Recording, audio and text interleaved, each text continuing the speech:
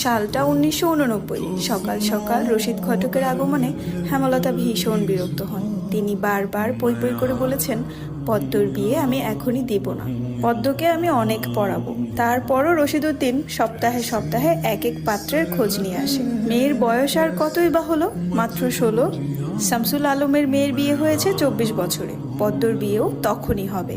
পদ্মর বিয়ে হবে পদ্মর পছন্দ মতো। হেমলতা রশিদউদ্দিনকে দেখেও না দেখার ভান ধরলেন। রশিদ একদলা থুতু ফেললেন উঠোনে। তারপর হেমলতার উদ্দেশ্যে বললেন, বুঝছো পদ্মের মা, এইবার যে পাত্র আনছি একবারে খাঁটি হীরা।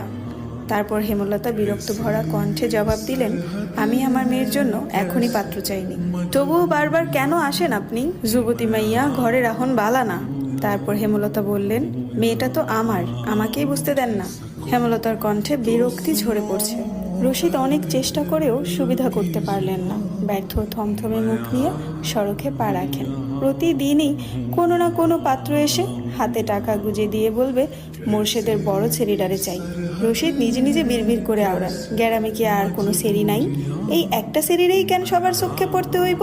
চাইলেই কি সব পাম যায়? পূর্ণা স্কুলের জামা পরে পদ্মজাকে ডাকলো, আপা, এই আপা, স্কুলে যাবি না?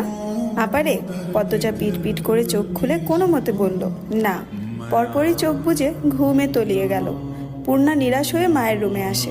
আম্মা, আপার কি হইছে? স্কুলে যাইব না? হেমলতা বিছানা ঝাড়া রেখে পূর্ণার দিকে কড়া চোখে তাকান। রাগী স্বরে বলেন, যাইব কি? যাবে বলবি।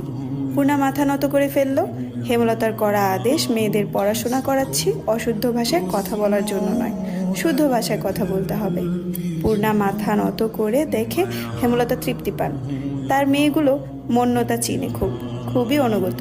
তিনি বিছানা ঝাড়তে ঝাড়তে বলেন, পদ্মের শরীর ভালো না, সারা রাত পেটে ব্যথায় কাঁদছে, থাকুক, ঘুমাক।